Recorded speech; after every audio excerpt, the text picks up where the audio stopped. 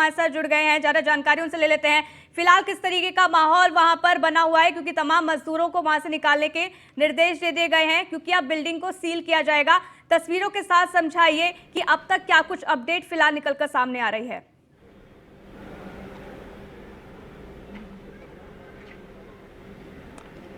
बिल्कुल, देखिए, हादसे के बाद मौत सा सन्नाटा पसरा हुआ है। यूं तो यहां पर हजारों की तादाद में मजदूर काम करते हैं, लेकिन इस पूरे हादसे के बाद वो सारे लोग सहमे हुए हैं।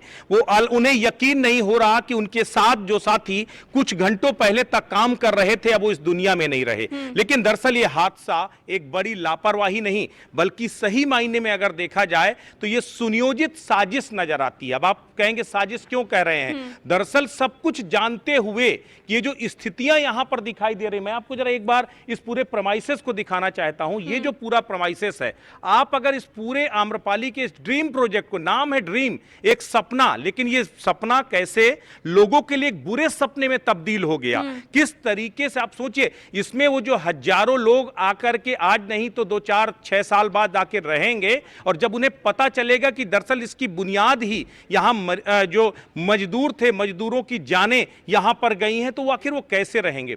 दूसरी सबसे बड़ी बात, आप देखिए कैसे मकड़जाल यहां पर इन हाई राइज बिल्डिंग्स का बिछाया गया है। आपने मुंबई की चौल की तस्वीर देखी होगी। आपको अगर मुंबई की चौल को आप ग्रेटर नोएडा में देखें तो आप यहां पर आकर के देखिए कि किस तरीके से कंक्रीट के ये जंगल खड़े कर दिए गए हैं। और सबसे बड़ी बात यह है, चाहे वो अथॉरिटी के जिम्मेदार अधिकारी हो, रेरा हो, या फिर कंस्ट्रक्शन साइट्स के लिए वो तमाम जिम्मेदार, वो सभी इस तरह के इस पूरे हादसे के लिए जिम्मेदार हैं। क्योंकि अगर समय रहते अथॉरिटी ने यहां पर प्रॉपर इंस्पेक्शन किए होते, समय रहते अगर यहां पर चाहे वो रेरा की यूनिट हो या फिर जो है यहां पर लेबर अधिकारियों की बात करें, क्योंकि लेबर डिपार्टमेंट का भी ये काम है कि यहां काम कर रहे मजदूरों का प्रॉपर इंस्पेक्शन करें और ये इंश्योर करें कि उन्हें प्रॉपर सिक्योरिटी मेजरमेंट्स के साथ उनसे काम कराया जा रहा है या नहीं कराया जा रहा। आप सोचिए, ये पूरी बिल्डिंग है, आप देखिए इन बिल्डिंग में जो कंस्ट्रक्शन चलना चाहिए था, यहां प्रॉपर एक जाल बिछाया जाता है बिल्डिंग के चारों तरफ, ताकि अगर ऊपर से कोई ड्रॉप होता है तो वो वहां पर जाकर के उसको सिक्योरिटी मिले। लेकिन यहां वो तमाम इंतजामात दिखाई ही नहीं देते, यहां सब भगवान भरोसे चल रहा था। फिलहाल कहते हैं जब कारवां गुजर गया तो गुबार देखते रहे। अब जब पूरा हादसा हो गया है तब पूरा सिस्टम जागा है। काश ये सिस्टम अगर पहले जाग गया होता तो शायद इन 4 मजदूरों को अपनी जान नहीं गंवानी पड़ती।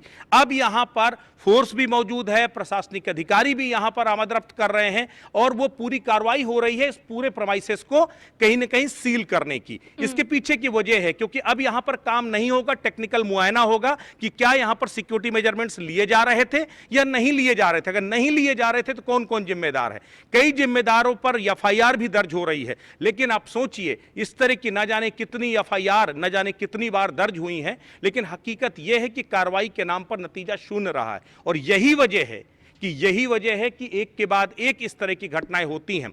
आप सोचिए, आपने जिस तरीके से लिफ्ट तैयार किया, उस लिफ्ट के लिए बाकायदा एक लिफ्ट का जो है जो उसका मैकेनिज्म देखता है, जो उसको मेंटेनेंस देखता है, मेंटेनेंस मैनेजर डिप्यूट होता है। इसके लिए बाकायदा एक थर्ड पार्टी तैनात की गई थी जिसको जो है जिसका काम था प्रॉपर उसका जो है जो मेंटेनेंस देखना। लेकिन ये सब कुछ नहीं था यहां पर, ऐसा कुछ भी नहीं था जिससे कहा जाए कि मरीजों की जान को लेकर यहां पर वो चाहे बिल्डर हो या फिर कंस्ट्रक्शन करने वाले वो तमाम जो कॉन्ट्रैक्टर हैं वो रहे हो या फिर यहां पर जीएम, ये कोई भी वहां नहीं था। निशांत, आपसे यहां समझूंगा, देखिए जिस तरीके से अब आपको जो पुलिस की मुस्तैदी यहां पर दिखाई दे रही है, पुलिस की सिक्योरिटी यहां दिखाई दे रही है, अब अथॉरिटी की तरफ से भी एक्शन होता हुआ दिखाई दे रहा है। क्या यही एक्शन अगर पहले होता तो इन 4 मजदूरों की जान नहीं बचती?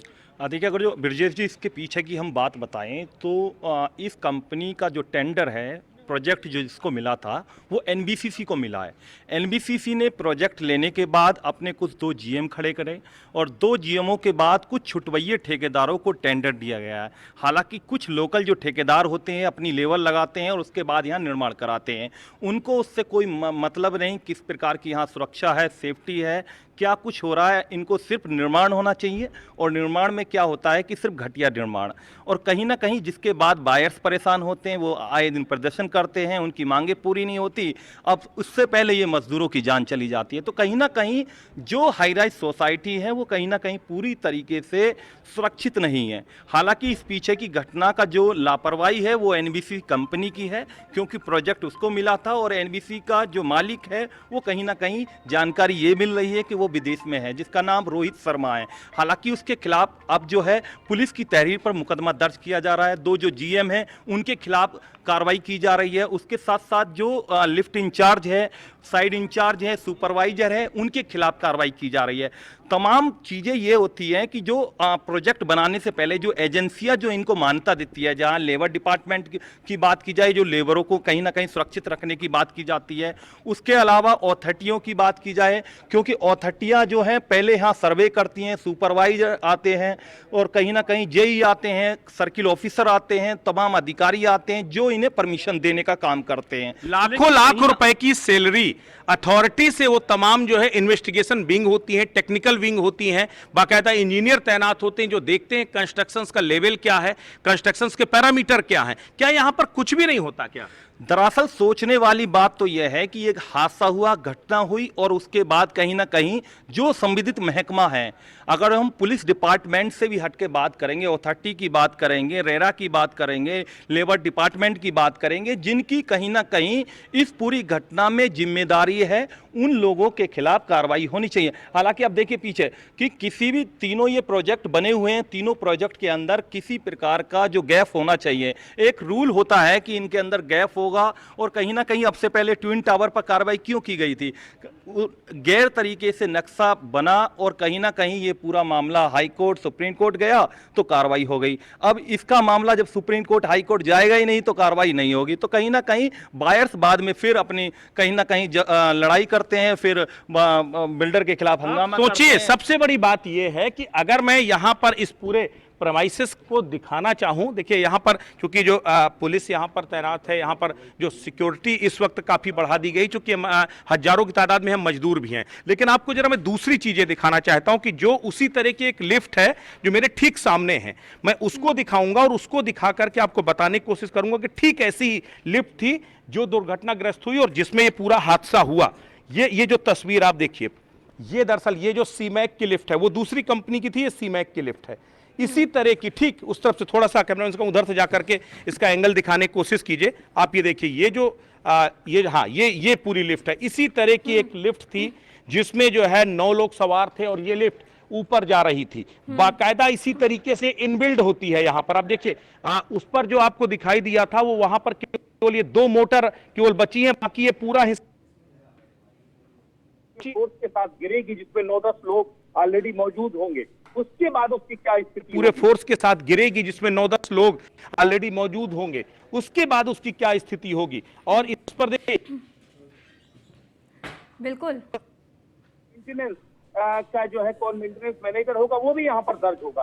तो नियमों के मुताबिक तो बहुत कुछ होता है, लेकिन आप देखिए ये ठीक उसी के सामने ये वो जगह है, ये वो पूरा जहाँ ये हादसा हुआ, ये पूरी लिफ्ट का वो आपको सामने जो दिखाई दे रहा है वो दोनों मोटर, ये वो पूरा जहां ये हादसा हुआ, ये पूरी लिफ्ट का वो आपको सामने जो दिखाई दे रहा है वो दोनों मोटर दिखाई दे रहे हैं। मैंने जो पीछे लिफ्ट को साफ दिखाया, तौर पर बड़ी लापरवाही है, और अब यहाँ पर एफआईआर भी दर्ज की गई है, लेकिन आगे क्या होता है ये भी देखना बेहद महत्वपूर्ण रहने वाला है। बहुत बहुत शुक्रिया हमारे साथ जुड़ने के लिए और ये तस्वीरें अब तक साझा करने के लिए। रुकते एक छोटे से ब्रेक के लिए, जल्द हाजिर होते हैं।